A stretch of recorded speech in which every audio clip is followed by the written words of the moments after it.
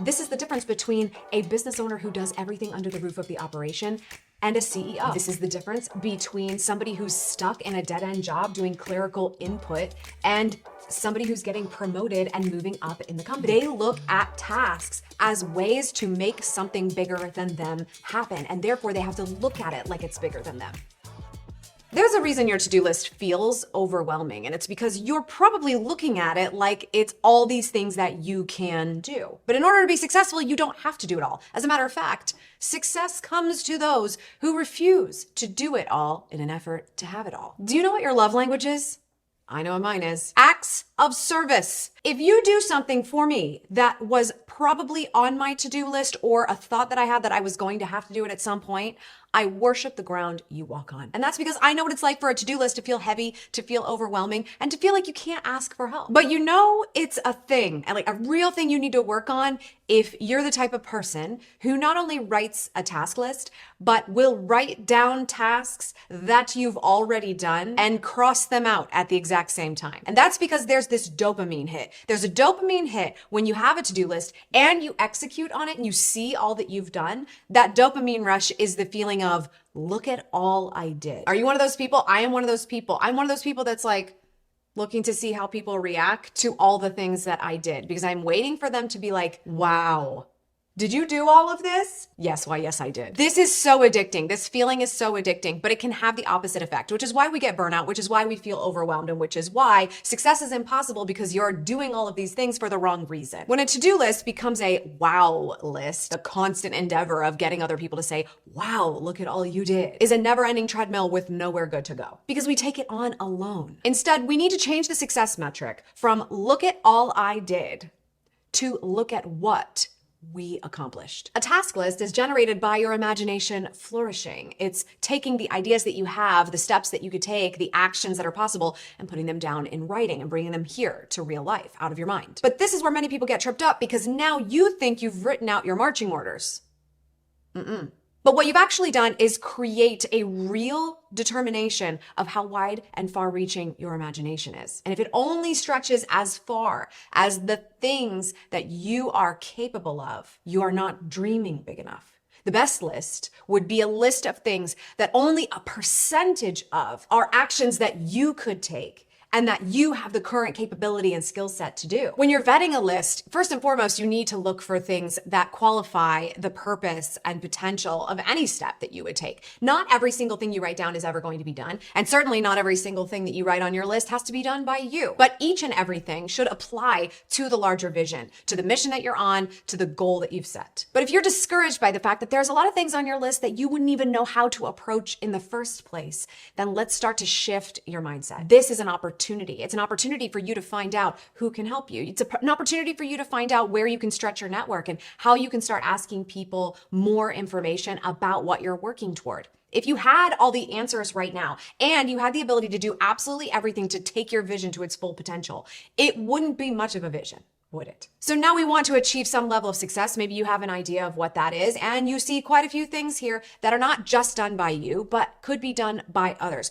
We need to prioritize, and we need to take it through a process that helps us to get a better idea of what actual next steps are for all of these things. And it's very likely that you're not going to be able to get each task across the finish line. We've got to find that out. In order to step into the mindset of somebody who is more successful at making their vision happen, we're going to go through an exercise using the Eisenhower Matrix. This is not only going to help us prioritize the list in front of us, but it's going to show us the opportunity to think a bit bigger, to see the dream further, and to be able to call in the resources that are going to make this happen. Let's take just a minute, because if one of the tasks on your to-do list is to find a great partner for creating high-quality products with, you're going to want to hear about the sponsor of this segment of the video, which is our friends at Printify. Printify is the leader in creating and selling custom products. Whether you want to create t-shirts, calendars, candles, desk pads, sweatshirts, pretty much anything you can think of. You can even create your own line of coffee. The process is simple. Anyone can do it. First, make a selection from their list of high-quality blank products. Then upload a file of your design to make it custom to your brand. Publish the product and then sell it on your terms, whatever works best for you. Printify integrates seamlessly with so many of the world's top e-commerce websites. Then when orders come in,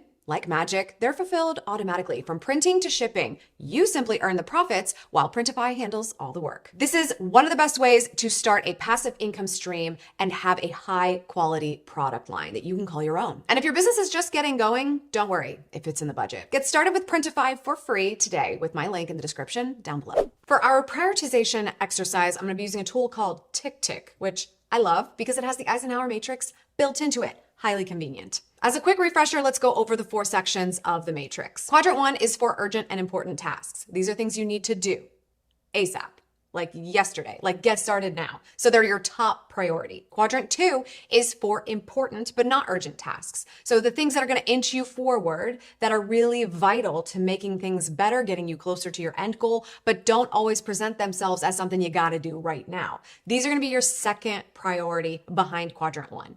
Quadrant 3 is for urgent and unimportant tasks. It's really interesting when you start to analyze things that feel urgent, but are not the most important thing that happen. They go in this box for a reason, so that you recognize that they should not follow box number 1. They should not be more important than things that are actually important.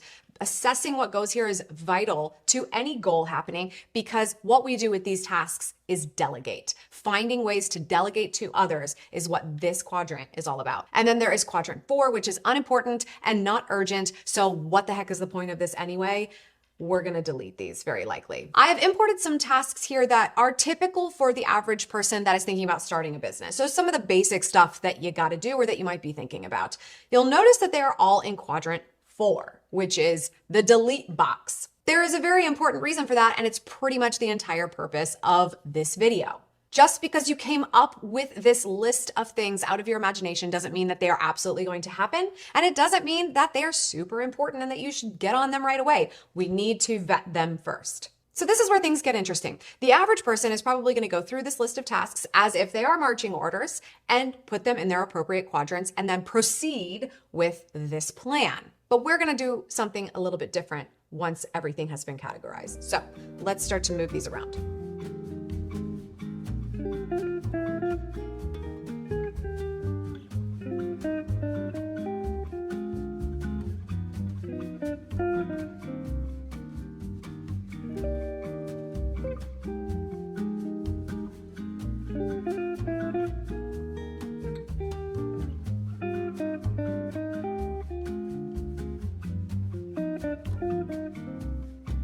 All the tasks have been moved to their appropriate quadrants, and in a normal situation, you might just start chipping away at these marching orders, going for quadrant 1 and getting those things checked off so that you can move on to quadrant 2 and move forward the items that are important, but less pressure to make a big difference in your situation for your goal. But rather than taking this as the final direction and roadmap, we're going to take a pause again and actually just go through each task to assess what's going on with it and why it belongs where it is. And can we think about this in another way? Especially when it comes to being in business. The trap that you don't want to fall into is always being the bootstrapping business owner who has to do everything. We want to promote you to CEO, and we want your life to actually look like CEO. This would be the case even if your tasks were put on a party for your daughter and not have to do it all yourself. You could look at it as, I am the event planner and I'm going to make sure that it comes together by getting the right things delegated where they need to go and only doing the things that fill my cup. That is the goal for you always. Do the things that fill your cup. Are you going to have some stuff that sucks sometimes? Of course, but let's make sure that it's only a couple of those things, not the entire list. So let's start with the very first one in quadrant 1. Get your first customer. This is urgent and important. Why? Because it's you being able to execute the work in your business to prove that you have some kind of a concept to sell, and having a customer would be great for cash flow. Do you have to go out and get your first customer yourself? Very likely, if especially you are an individual doing services and it's just you and you have no one on your team yet.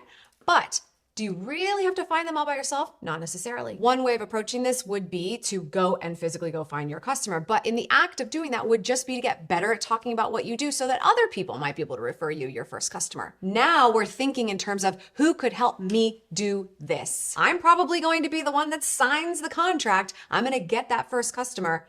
But who would know someone that would be a great first customer for me? How can I let them know what's going on so that they can help me make this happen? Now we're thinking like a CEO. Hire a business coach. Could you go and hire your business coach all by yourself? Absolutely. Will you? Very likely, because you need to find someone that you gel well with, somebody that you trust, somebody who has great ideas, that gets you motivated and makes you think bigger for your situation. Are you the only one that can do research on a business coach? No, absolutely not. You can start asking other people who you respect, hey, I love what you're doing. I think you're doing a great job in your business. Do you have a business coach? Do you have anyone you'd recommend?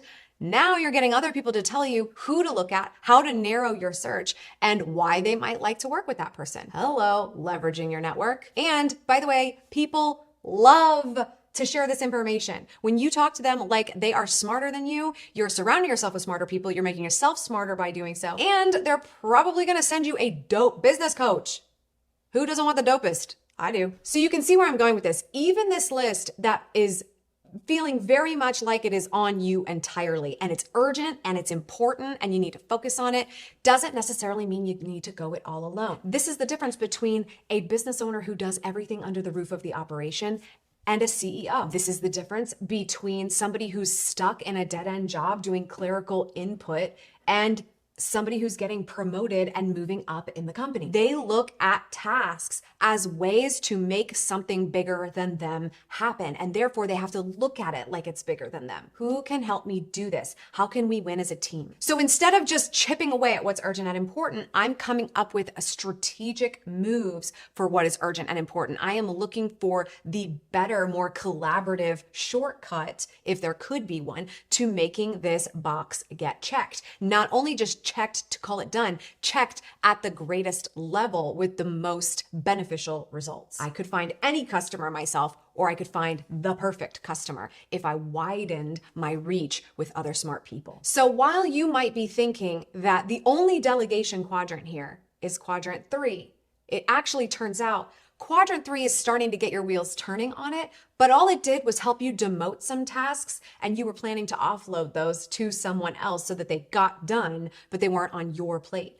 I'm encouraging you to rethink the whole strategy altogether and say, what if I only did the things on this list that I love to do and that I am the most extraordinary person to follow through on this? Because the more smart people you have in the room helping you move these things forward, the more likely that some of these tasks just get tossed away somewhere else that is called the circular file, otherwise known as the trash. You might think you need to do some things that are cart before the horse. You might think you need to do some things that are totally irrelevant because you're gonna have a completely different strategy altogether. You don't know what you don't know, but when you start looking at each of these tasks as projects that could be built upon with an amazing mastermind of people, now you've got what really big success for your vision looks like. And this is the part where you say, but Amy, I can't do that yet. It's just me. I don't have the funds to hire anyone.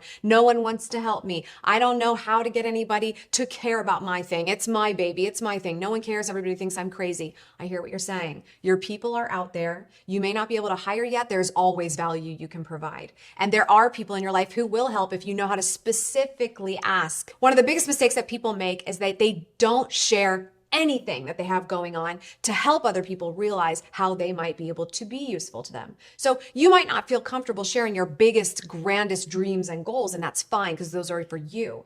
But if you knew that on the way to that you could simply say, hey, I'm looking for an amazing assistant. If you happen to know anyone, can you refer them to me or just give them my email address or just let them know that I'm looking, because I just want to start having conversations with these people. And I promise you, when you realize the right assistant came along or the right coach came along or the right customer came along, that all of the things that you thought you needed in order to be able to engage with them now your first priority is something that is actually at your level, your aspirational level, like find the budget for new assistant. And we know what the dollar amount is, so we know exactly what we need to do in order to make it happen. And that becomes our sole priority, because once we figure that out, a lot of other dominoes get to fall because we have someone that's helping. And then you can take whole sections of this exercise, like quadrant 2, and put it through the Eisenhower Matrix. And your assistant can do it for you because they're going to see, okay, well, let's talk about what's actually most important in this situation. What did I need to get done yesterday and today? That's quadrant 1. What's really important but hasn't moved forward yet and continues to fall off the radar? That's quadrant 2. And now with the assistance of people who are smarter, you are getting lifted up, you are elevating your time value, and someone else is helping you see the things that you can't see yet. Again, this is not just in business. This is in everyday life. We constantly give ourselves another job, a bigger job, when we could be giving ourselves an opportunity to collaborate on something bigger. Who cares what boxes get checked here? This is an opportunity for you to stop thinking, look at all I did, and change it to look at what we accomplished. I know there are a lot of people who watch these videos that are managing businesses, and maybe after this exercise, they've come up with some things that are a priority that will help their vision happen, but isn't necessarily in their wheelhouse. This is an opportunity for us to network and see how we can help each other. Leave a comment down below. What do you do? How do you serve? What is something that you specialize in that might be useful to someone else? Leave a comment down below and share that so we can connect and help each other.